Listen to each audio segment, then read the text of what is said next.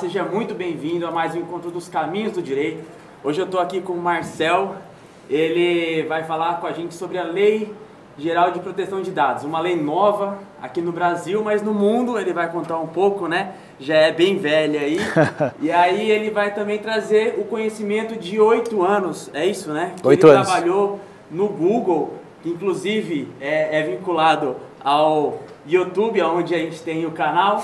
Então, já vou passar a palavra para ti. Legal. Para você contar um pouco de como que vai ser essa regulação e contar um trajeto, um pouco da sua história. Como que legal. você chegou até aqui nesse evento, que é um dos maiores eventos do mundo. E conta um pouco aí desse contexto.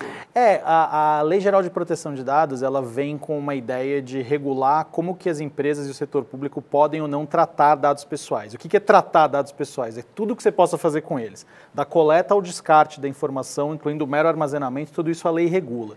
E quando a gente fala em dado pessoal, é importante entender que a gente não está mais limitando só aquela ideia do dado cadastral. Não é mais seu nome, RG, CPF. A gente está falando de várias outras coisas. Quer dizer, preferências que você tem, por exemplo, sei lá, num restaurante, seus hábitos de navegação online, o seu histórico de compras no e-commerce, seu histórico de transações, por exemplo, financeiras, sua ficha médica, tudo isso, quando está atrelado a você, é considerado dado pessoal. E aí a lei vem e ela acaba fazendo o quê? Trazendo uma regulação, regras bem específicas, dizendo quando, como e por que você pode, como empresa ou como setor público, usar ou não essas informações. E aí, acho que assim, uma das coisas bacanas, de fato, de ter trabalhado no Google tanto tempo, né? Eu era diretor de políticas públicas lá, tem até vídeos meus aí no YouTube, né? Para depois quem quiser conferir. Eventualmente, o que foi bastante útil? Ver um pouco, entender melhor como que no mundo inteiro esse tipo de legislação foi evoluindo, como que uma empresa desse tamanho foi trabalhando em relação a esse assunto e entendendo melhor como se adequar à regulação. Primeiro, né, a novidade na Europa, que foi o GDPR, que foi a inspiração dessa lei nossa, né? Então, assim, essa trajetória foi bastante interessante. Eu me formei em Direito no longínquo ano de 97, então já tenho aí uma bagagenzinha, né?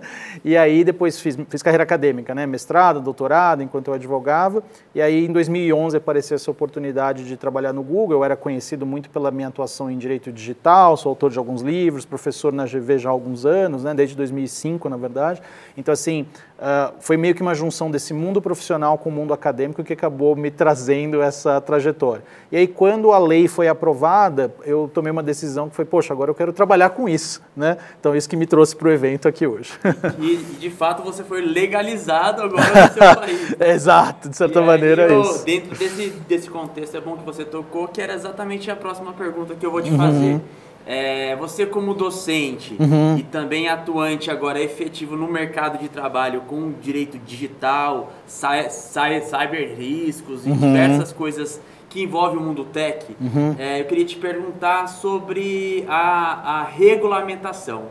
Você havia falado na palestra aqui sobre como que o órgão vai aplicar ou vai direcionar as pequenas e médias empresas. Porque quando se fala de uma multinacional, a multinacional, antes mesmo da lei ser aprovada, né, ele já tinha essa consciência, porque são multinacionais, então tem leis em outros países e ela também não foi tão afetada. Agora, o pequeno e médio empresário, ele vai ser de fato afetado. E aí eu queria que você falasse como que essas diretrizes que o órgão pretende ou diz que vai fazer, qual é a sua visão, o que precisa ter, contando que a linguagem e a cultura é diferente. Esse é um ponto bastante crucial, né? A gente não tem necessariamente no Brasil uma cultura de proteção de dados ainda, né? O brasileiro é uma pessoa muito extrovertida, gosta de compartilhar tudo, então é curioso porque de certa maneira a gente importou uma legislação europeia, mas para uma cultura que claramente não é europeia. E é bom que não seja, diversidade também é isso, né? E acho que um ponto importante aqui é entender que, mesmo com essa diferença cultural, quer dizer, isso não é uma lei feita para empresas grandes ou só para o setor tech. O próprio nome da lei, Lei Geral de Proteção de Dados, vem disso, da ideia de que é uma lei que abrange todo tipo de setor, todo tipo de atividade econômica não tem nenhum tipo de distinção nem de porte, nem de setor específico. Então, acho que esse é um ponto interessante. O que acaba acontecendo? Mesmo que uma empresa média ou pequena pense, eu não necessariamente vou ser o alvo do regulador, talvez eles não olhem para mim para multar, porque eles vão olhar atrás das empresas grandes, mesmo que isso talvez possa ser verdadeiro, não dá para ter certeza, porque isso é feito mediante denúncia, investigações, e aí não faz diferença o tamanho da empresa. Uma coisa que acho que é importante todo mundo entender é que o mercado que se exige um pouco esse cumprimento da lei. Ou seja, se você é uma empresa média, uma empresa pequena, e você trabalha com outras empresas, empresas grandes, essas empresas vão necessariamente querer que você também esteja em conformidade com a lei. Por quê? Porque se ela trabalha com você que não está adequado, ela pode importar o problema seu para dentro da casa dela.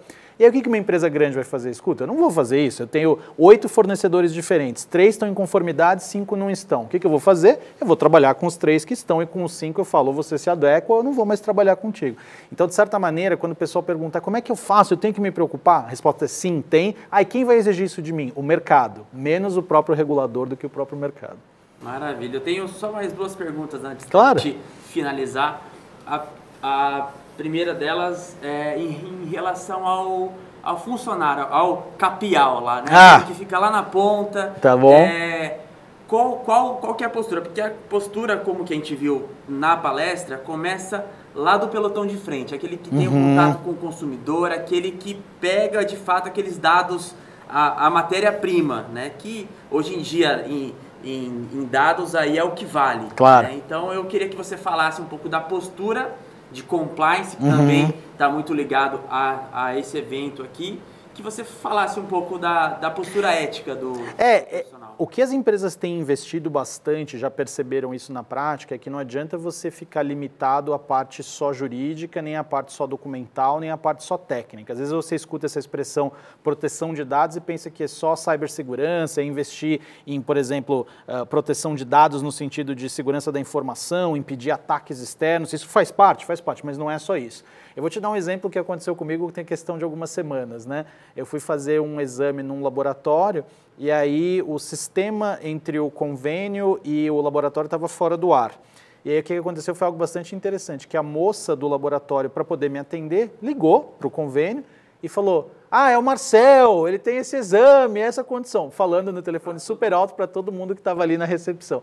Então eu fiquei super curioso, que eu falei, claro que nenhum dos outros pacientes se importava, cada um preocupado com a sua própria situação, mas eu achei curioso, quer dizer que não adianta também você falar da lei, explicar tudo isso, se o pessoal, como você falou, né, o pessoal na ponta, o operacional, o trabalhador, ele não recebe um treinamento para saber como implementar tudo isso na prática. Porque senão o que vai acontecer? Tem uma diretriz corporativa, tem o jurídico dizendo, faça isso, faça aquilo, mas o funcionário na ponta tem meta para bater, tem venda para resolver, tem problema para lidar, e aí ele não vai, vamos assim, observar essas práticas. Então, uma dica que a gente tem dado e até um campo de trabalho interessante quem vai treinar essas empresas, né? Treinamento interno é um investimento importantíssimo, porque às vezes eu te diria assim, você minimiza o seu risco de uma maneira muito mais intensa, treinando o seu pessoal de atendimento em conjunto com essas medidas jurídicas. Quer dizer, só uma coisa, só outra não resolve. Você remediar depois que já aconteceu. Vai sair sempre mais caro, tem jeito, né? Exatamente. E aí, como a proposta do canal, para quem está nos assistindo, já é a 32ª entrevista, salvo engano, eu queria que você desse um recado, porque a gente está em São Paulo, né, um centro da América Latina aí, e aí o Brasil, como disse o ministro aqui, está saindo de um câncer, né?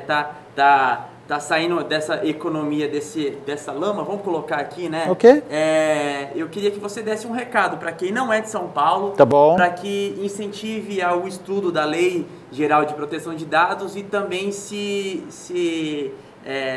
enverede nesse mundo tech, né? Nesse cyber risco aí. Eu acho legal. Acho que um ponto, então, que vale a pena destacar para todo o pessoal do canal, toda a audiência, é o seguinte: não pensem que essa é uma lei só dedicada para o aspecto de grandes empresas ou de uma coisa exclusivamente de nicho.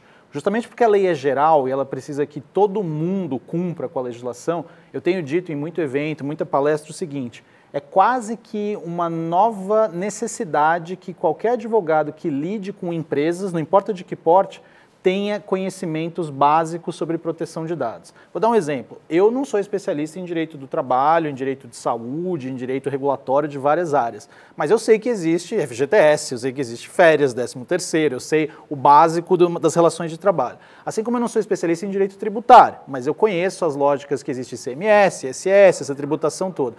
Proteção de dados é um pouco parecido, ou seja, de certa maneira, mesmo que você não seja o expert, noções gerais vão precisar existir, quer você atue dentro de empresa como advogado in-house, né, advogado da empresa, só um empregado, né, do jurídico, quer você seja um prestador de serviço jurídico, porque essa demanda vai vir e, poxa, não dá para virar para o cliente e falar, deixa eu ler a lei e entender o que está se passando. Então, assim, está tendo bastante curso online, tem bastante material sendo divulgado, eventos, o próprio canal vai ajudar nesse tipo de coisa. Então, acho que é muita coisa bacana que dá para se educar, mas tirar essa mentalidade, isso é coisa de São Paulo, isso é coisa só dos grandes escritórios, isso é coisa só das grandes empresas. Não, afeta todo mundo e é um mercado promissor na área jurídica para muita gente. Maravilha, então eu quero agradecer ao Marcel. Obrigado, imagina. E a todos que nos assistem pelo Brasil. A gente tem audiência em Portugal, espetáculo, Angola, em outros países que falam a língua portuguesa. Então eu quero te agradecer mais uma vez. Muito obrigado. Pela sua contribuição e a Refinitiv pelo evento, pelo grande evento. E é isso aí. Obrigado pela oportunidade. Obrigado, até mais. Tchau, tchau.